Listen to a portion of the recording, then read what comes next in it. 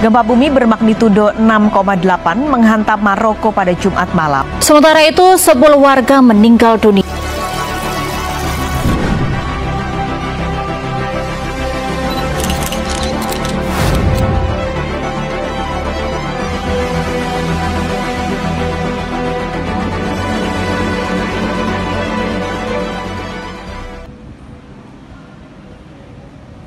Gempa bumi adalah getaran bumi yang terjadi akibat adanya pelepasan energi di dalam bumi secara tiba-tiba, sehingga efeknya dapat dirasakan di permukaan sampai ke permukaan bumi.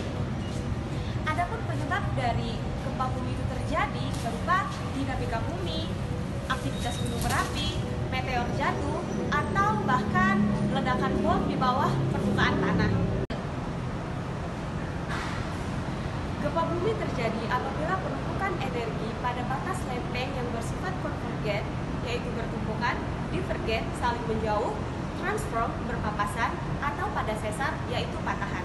Dan blok batuan tersebut tidak mampu lagi menahan batas elastisitasnya, sehingga akan dilepaskan sejumlah energi dalam bentuk rangkaian gelombang seismik atau yang biasa dikenal dengan gempa bumi. Gempa bumi merupakan salah satu dari berbagai macam bencana alam yang ada di Indonesia, sehingga apabila penanganannya maupun mitigasi tidak dilakukan secara baik, maka akan menimbulkan korban jiwa dan korban materi. Baik, selamat malam, sama saya di sini Dedi Mawadi dengan narasumber saya. Kita akan mencari dia dengan Mbak siapa? Saya Dian Siamanda. Ya baik, gini Mbak, menurut Mbak, di mana sih gempa yang pernah terjadi di Indonesia ini sendiri? Seperti yang kita ketahui, Indonesia ini merupakan wilayah yang rentan akan terjadinya gempa. Seperti pada tahun 2004 terjadi gempa Aceh, pada tahun 2009 terjadi gempa di Yogyakarta, pada tahun 2019 terjadi gempa di Lombok, dan masih banyak sekali gempa-gempa yang terjadi di Indonesia ini. Ya, terus bagaimana pendapat Anda, apa yang harus dilakukan masyarakat Indonesia? Menurut saya, masyarakat Indonesia tentunya harus memilih bangunan konstruksi yang tahan akan gempa, di mana bangunan tahan gempa ini akan memperkecil kerugian yang diderita oleh masyarakat akibat terjadinya gempa, dan tentunya akan memberikan keamanan yang lebih bagi masyarakat. Baik, itulah sedikit ulasan dari narasumber kita yang bernama Dian Siamanda. dan itu saja yang bisa saya sampaikan, dan kita akan berlanjut untuk ke narasumber kita yang selanjutnya. Oke, baik. Oke, baik. Di sini saya akan berlanjut dengan narasumber selanjutnya. Di sini saya akan bertanya bagaimana solusi untuk meminimalisir kerugian yang terjadi akibat gempa itu sendiri. Baik, di sini sama narasumber saya. Saya Rayu Genda Putri. Baik, saya akan mencoba untuk menjelaskan bagaimana cara kita meminimalisir kerugian yang didapatkan oleh masyarakat yang diakibatkan oleh terjadinya bencana gempa bumi itu sendiri. Nah, di sini kita bisa menggunakan alternatif, yaitu dengan menggunakan desain ataupun perhitungan MDOF, yang dimana di sini sering kita sebut sebagai derajat kebebasan. MDOF ini merupakan suatu perhitungan ataupun desain yang dapat membantu dalam dunia teknik sipil. Nah, kemudian getaran bebas. Di sini getaran bebas itu jarang terjadi pada struktur MDOF. Namun, mengapa kita akan membahas tentang getaran bebas pada struktur MDOF itu dikarenakan untuk mendapatkan beberapa struktur yang nantinya itu dapat berguna dalam dunia teknik sipil, yang dapat bermanfaat dalam dunia teknik sipil. Baik, oleh karena itu, untuk meminimalisir korban jiwa ataupun kerugian materi yang didapatkan oleh masyarakat diakibatkan oleh terjadinya bencana gempa bumi itu, kita perlu mempertimbangkan atau memperhitungkan sekiranya apa saja yang bisa mempengaruhi ketahanan dari suatu gedung ataupun konstruksi tersebut, baik itu dari fondasinya, bahan apa saja yang digunakan dalam membangun suatu gedung itu ataupun desain dan bentuk dari gedung tersebut. Dengan memperhitungkan hal-hal yang dapat mempengaruhi ketahanan dari suatu gedung tersebut, maka di sini sekiranya kita dapat memberikan waktu evakuasi bagi masyarakat pada saat terjadinya gempa, agar saat terjadinya gempa suatu bangunan itu tidak langsung rata dengan tanah. Kita memberikan waktu evakuasi kepada masyarakat, dan juga selain kita memberikan waktu evakuasi terhadap masyarakat dan mengurangi korban jiwa, kita juga di sini dapat mengurangi tingkat kerusakan dari suatu gedung tersebut. Baik, untuk melanjutkan penjelasan mengenai MDOF getaran bebas, ya, saksikan video selengkapnya.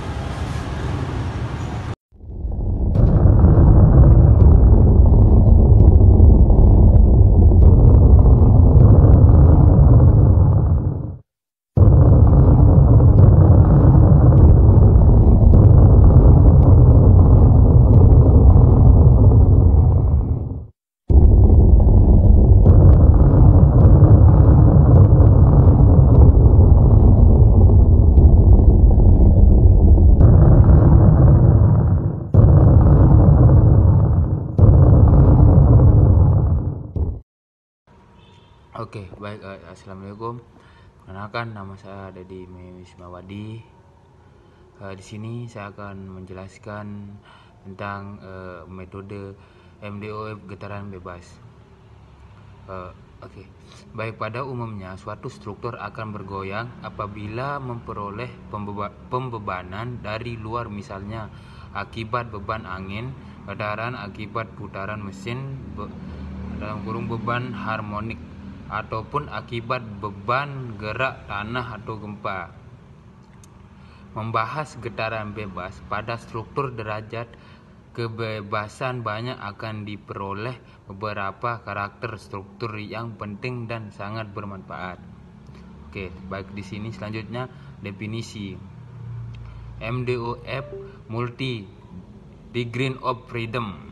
MDOF adalah struktur yang mempunyai n derajat kebebasan atau struktur dengan derajat kebebasan banyak. Seperti misalkan model struktur MDOF-nya ada di samping. Terus di sini definisi getaran bebas. Getaran bebas adalah getaran yang terjadi saat sistem mekanis dimulai dengan adanya gaya awal yang bekerja pada sistem itu sendiri, lalu dibiarkan bergetar secara bebas, seperti gambar yang di samping. Oke, sedikit mengerti ya. Baik. Dan di sini ada alasan analisis getaran bebas pada sistem MDOF dilakukan. Memahami karakteristik alami sistem, evaluasi keamanan struktural, perancang struktur yang efisien, analisis resonansi, aplikasi dalam ilmu dan teknologi. Baik, cuma itu aja yang bisa saya jelaskan. Selanjutnya akan dijelaskan pada teman saya. Oke, baik, terima kasih. Baik, selanjutnya saya akan menjelaskan tentang jenis pengaplikasian MDOF getaran bebas. Yang pertama itu ada sistem pegas massa, di mana sistem pegas massa ini merupakan model dasar dari struktur MDOF yang digunakan untuk menganalisis getaran bebas sederhana. Yang kedua ada gedung bertingkat. Untuk gedung bertingkat ini merupakan contoh umum dari struktur MDOF yang sering digunakan dalam rekayasa sipil, di mana masing-masing lantai gedung dianggap sebagai satu derajat kebebasan dan analisis dinamik. Selanjutnya ada jembatan.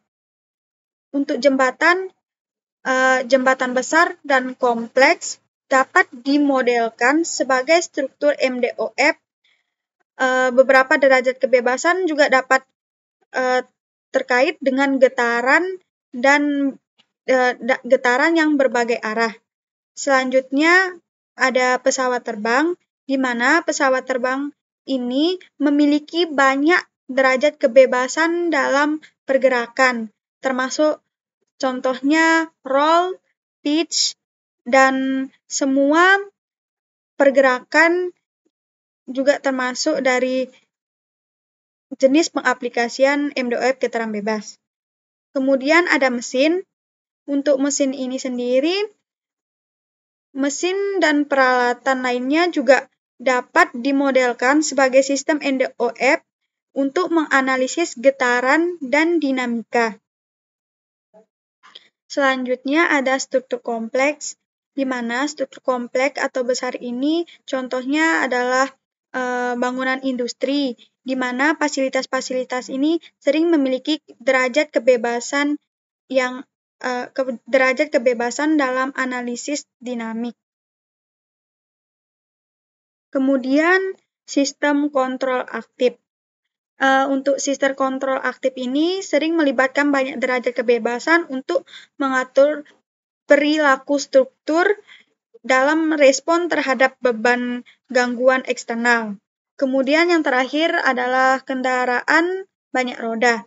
Untuk kendaraan banyak roda, seperti kendaraan bermotor, mobil, truk, kereta api, dan selainnya dimodelkan sebagai struktur MDOF dengan derajat kebebasan yang terkait dengan pergerakan roda bagian kendaraan.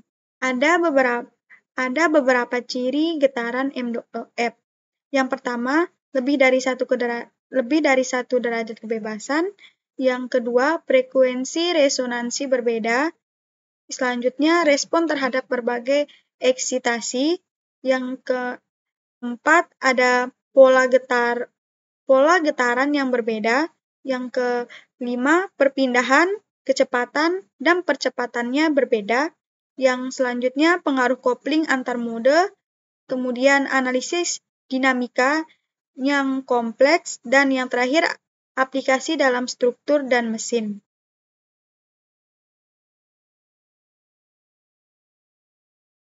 Kemudian, ada beberapa metode dalam perhitungan MDOF getaran bebas. Yang pertama, nilai karakteristik atau eigenproblem. Yang kedua, frekuensi sudut dan normal modus. Yang ketiga, normal modus untuk bangunan yang lebih tinggi. Yang selanjutnya, hubungan ortogonal. Dan yang terakhir adalah hubungan normalisasi, yang dimana penjelasan dari metode-metode dalam perhitungan MDOF getaran bebas ini akan dijelaskan lebih lanjut oleh pemateri selanjutnya. Baik, adapun ciri-ciri getaran MDOF yang pertama, lebih dari 1 derajat kebebasan. Yang kedua ada frekuensi resonansi berbeda. Yang ketiga ada respon terhadap berbagai eksitasi. Yang keempat ada pola getaran yang berbeda. Yang kelima ada perpindahan, kecepatan, dan percepatan yang berbeda. Yang keenam ada pengaruh kopling antar mode. Yang ketujuh ada analisis dinamika yang kompleks. Dan yang kedelapan ada aplikasi dalam struktur dan mesin. Adapun metode-metode dalam perhitungan MDOF getaran bebas, yang pertama ada nilai karakteristik atau eigenproblem, yang kedua ada frekuensi sudut dan normal modus, yang ketiga ada normal modus untuk bangunan yang lebih tinggi, yang keempat ada hubungan ortogonal, dan yang kelima ada hubungan normalisasi. Selanjutnya ada nilai karakteristik atau eigenproblem. Pada getaran bebas di struktur yang mempunyai derajat kebebasan banyak dalam kurung MDOF, maka matriks persamaan diferensial gerakannya adalah seperti pada persamaan berikut. Baik, Assalamualaikum warahmatullahi wabarakatuh. Di sini saya Hera Yulianda Putri dengan NIM 2021 D1 B055.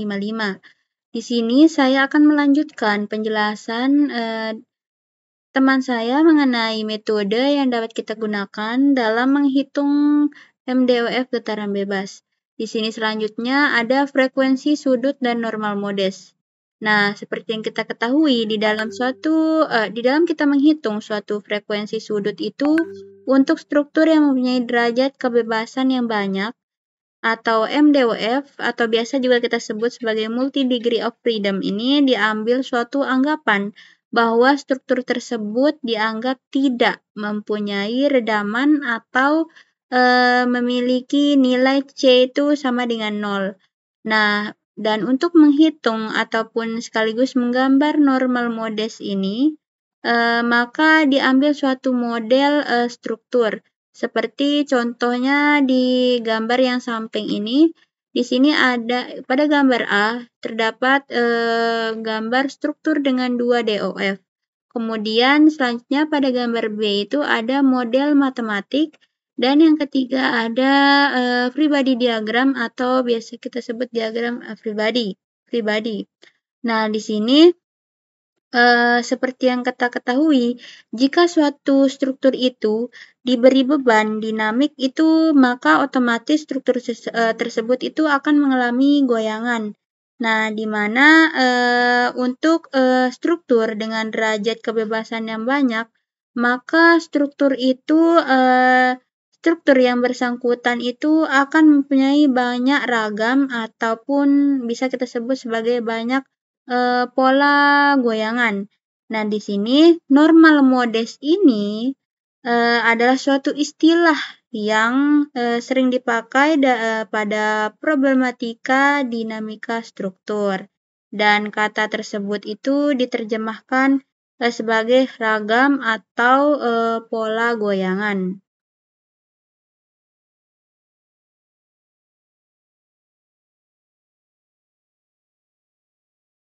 Kemudian selanjutnya di sini ada normal modest untuk bangunan yang lebih tinggi. Nah, di sini untuk suatu struktur bangunan gedung yang hanya memiliki 2 tingkat atau struktur hanya memiliki 2 derajat kebebasan, maka dalam menghitung ordinat-ordinat normal modestnya itu masih dapat dicari dengan menggunakan determinan atau bisa kita sebut sebagai metode Cramer. Nah, di sini terdapat beberapa cara yang dapat dipakai untuk mencari nilai-nilai yang ordinat dalam normal modest tersebut. Nah, di antaranya itu yang pertama yaitu metode polinomial, yang kedua itu adalah metode Stodola, kemudian yang ketiga ada metode Holzer, yang keempat itu ada metode transformasi Jacobi, dan yang kelima ada metode Sifat iteration.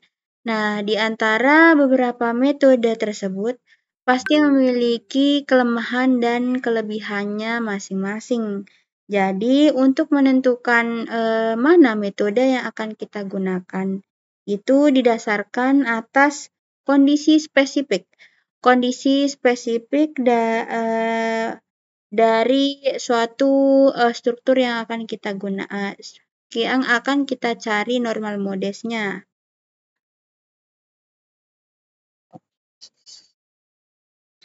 Baik, selanjutnya di sini ada hubungan normalisasi, di mana dalam hubungan normalisasi ini penyelesaian persamaan simultan homogennya itu tidak memberikan nilai yang pasti, melainkan hanya merupakan perbandingan tegangan izin saja. Nah, di sini sebagai contoh, untuk koordinat untuk massa ke-1 tegangan izin ini nih diberikan nilai yaitu tegangan izin sama dengan 1. Namun, sebenarnya nilai tersebut tidak selalu diberikan 1, melainkan nilai tersebut bisa diberikan apa saja, asalkan nilai koordinat yang lain itu sebanding dengan nilai tersebut. Nah, nilai perbandingan nilai tegangan izin ini sama dengan 1 tersebut sebenarnya merupakan usaha normalisasi atau normalizing. Baik, sekian dari pemaparan materi yaitu MDOF getaran bebas dari kelompok B2. Sekian dan terima kasih. Wabillahi taufiq wal hidayah. Wassalamualaikum warahmatullahi wabarakatuh.